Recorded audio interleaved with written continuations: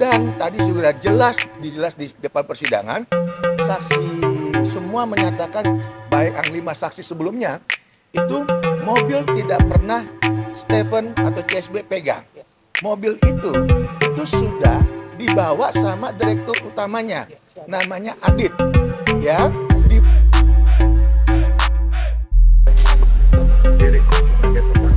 Jadi terdakwa menolak semua apa yang tadi dipertanyakan dari pihak jaksa penuntut umum. Demikian juga terkait pertanyaan hakim bahwa ada kevakuman perusahaan itu karena bukan atas niat daripada terdakwa sendiri kenapa vakum usahanya. Karena kita tahu periode tahun 2000 sekian berapa tadi? Itu Indonesia bahkan dunia itu kan sedang adanya terjadi wabah COVID. Jadi disitulah mulai ada kesulitan secara vakum dan secara tetap tidak melakukan usaha ataupun bisnis-bisnis terkait yang sedang ada di perusahaan tersebut. Oke Pak, terkendala tadi oleh dari maksudnya dicegat pertanyaan dari pihak jaksa sendiri sempat ada protes apa Pak? Karena kita mau fokus apa dakwaan jaksa tapi melebar. Dakwaan sudah jelas ditulis jaksa itu terkait mobil Alphard satu unit ya dengan kerugian 0, tidak bisa dibuktikan nilai kerugiannya berapa. Seperti keterangan saya kemarin bahwa jaksa tidak bisa cermat terkait pasal yang didakwakan. Didakwa itu kan 378, 372. Menurut jaksa, 378, 372 itu adalah delik formil. Nah ini kan lucu ya. Kalau delik formil itu contohnya bisa saya beri, yaitu kayak pencurian, pembunuhan itu delik formil. Jadi tidak butuh adanya nilai satu kerugian. Tapi terkait 378, 372, apalagi di cover atau diselimuti oleh perjanjian bisnis, itu berarti harusnya itu material, ya. Apalagi dakwaannya kan jelas 378, 372 tersangkut kalau kita baca utuh frase tersebut itu terkatut barang. Sementara barang yang dituduhkan sesuai pasal 378 tersebut 372 nggak ada sampai saat ini. Nah ini yang sangat kita sayangkan sehingga kok masih ada persidangan di PN Jakarta Selatan. Dan tadi sudah jelas di depan persidangan, saksi semua menyatakan, baik yang 5 saksi sebelumnya, itu mobil tidak pernah Stephen atau CSB pegang. Mobil itu sudah dibawa sama direktur utamanya, namanya Adit, ya, dibawa ke Bali, ya, di Bali diserahkan langsung ke Ibu Jessica Iskandar. Jadi tidak dalam penguasaan klien kami. Bagaimana klien kami bisa dipersalahkan masalah unit mobil Jedar tadi, B tadi? Ini kan jelas tidak relevansinya, jelas kita bisa lihat, ya. Dan yang ketiga tadi terkait penyerahan itu awalan hanya BPKB. Tetapi di dalam dakwaan jaksa menyatakan peristiwa pidana sudah terjadi di November 2000 tersebut 20. Padahal tidak, itu hanya penyerahan BPKB.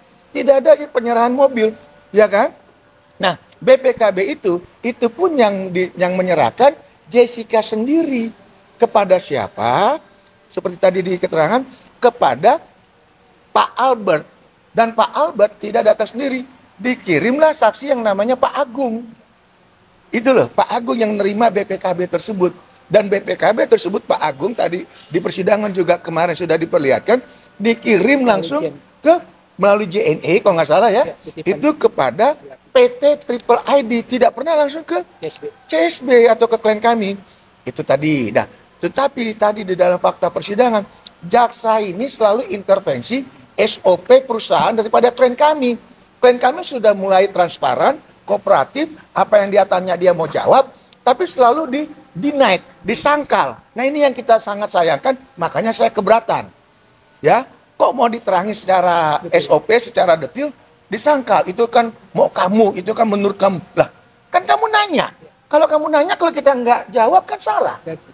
Nah, betul nggak? Dan kalau SOP perusahaan itu kan hak otonom. Mana bisa di Indonesia kan kita punya hak otonom. Masa kita boleh diatur-atur sama negara lain? Kan nggak boleh. Sama usaha saya. Masa saya boleh diatur-atur sama orang lain? Rumah saya. Masa rumah saya boleh orang lain masuk? Ya saya marah dong. Kenapa jaksa di situ harus memaksa keinginannya? Ini yang sangat kita sayangkan. Itu loh. Bang, sebelum lanjut boleh di tengah, Bang. Oke, Siap. Bang, tadi mendengar keterangan saksi bisa dibilang dapat meringankan dari Bang Hesni sendiri nggak sih, Bang? Bukan dapat meringankan, memang kita nggak ada kasus. Ini bukan masalah ringan atau salah atau berat, bukan. Ya memang tidak ada kasus. Kan udah di awal saya bilang, satu, peristiwa ini semua wilayahnya ada di Bali. Laporan polisinya itu dinyatakan ada 11 unit mobil dengan nilai 9,8. Jelas itu ya laporan dari Sujatmiko. Tetapi tadi penyidik Polda Metro menyatakan hanya satu. Hasil satu, yaitu apa? Alphard. Dan terkait 9,8 miliar bukan milik uang Jessica. Itu patungan. Jadi aneh si Jessica itu.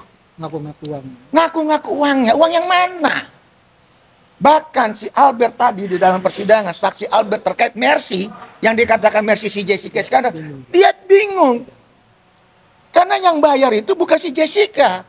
Yang S400, itu adalah grupnya si Stefanus.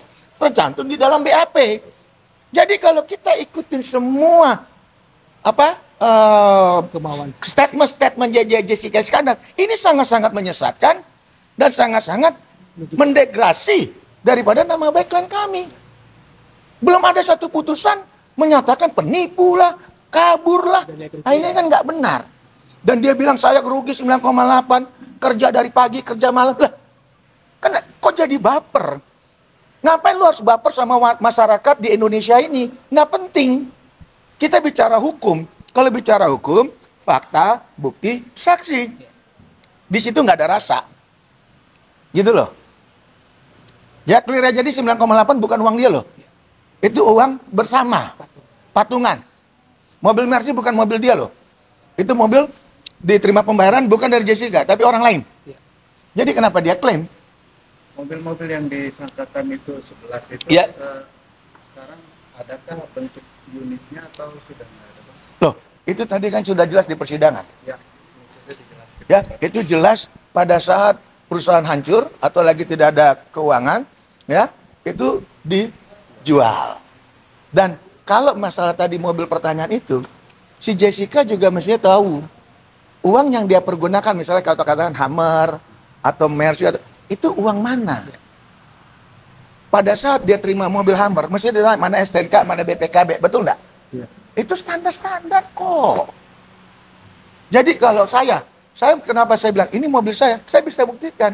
STNK, BPKB semua atas nama saya. Kalaupun masih nama orang lain, ya nggak apa-apa. Yang penting ada kwitansi kosong, itu kan umum. Ya loh.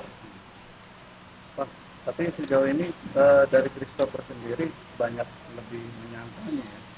Bukan menyangkal, memang ini lebih utamanya ada perbuatan tapi bukan ranah pidana. Ya, ini namanya onslah perspak. Artinya nanti pun hakim harus membebaskan dakwaan ini.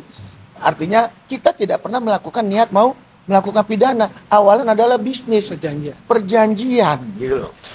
Kenapa dilapor jadi pidana dan dipaksa pun tadinya 9,8 miliar dan 10 mobil, hasil persidangan nggak ada, cuma satu. Uang malah disangkal tuh duit tadi. Jadi fakta ya sudah ya, di clear loh. Makanya saya juga bingung pada saat Stefanus balik dari Thailand, dia teriak-teriak di bandara, kepentingan siapa? Saya rugi, saya begini, kan drama terus. Kayak kemarin juga dia nangis-nangis. Itu kan nggak pantas karena kita bersidang, kita hormati majelis yang memimpin persidangan ini. Bang, rentetan waktu ketika Jessica menerima hasil proyek barang sewa mobil rental itu ya, Alphard ya. Ya. Itu bisa diceritakan, Bang? Jadi total semua yang sudah diterima terkait mobil Alphard dan sudah diakui dalam persidangan 22 kali bayar lah. Ya 200 berapa tuh? Itu sekitarnya. Karena ada 3 kali pembayaran, hanya ada jeda. Pembayaran ketiga dia nggak bisa bayar. Karena kan tadi COVID, akhirnya berikutnya lagi bulan berapa baru dibayar. Jedanya itu. Artinya artinya sudah ada penerimaan Sudah ada terima duit.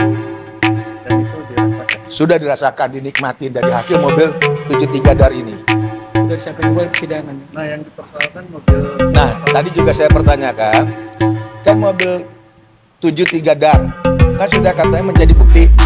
Nah, kenapa nggak disita sama jaksa ini atau pengadilan? Seharusnya. Ya kan? Kenapa masih tetap dipaksakan? Padahal itu sudah ditaruh di Bali. Harusnya kan dari awal ditolak. Gitu loh.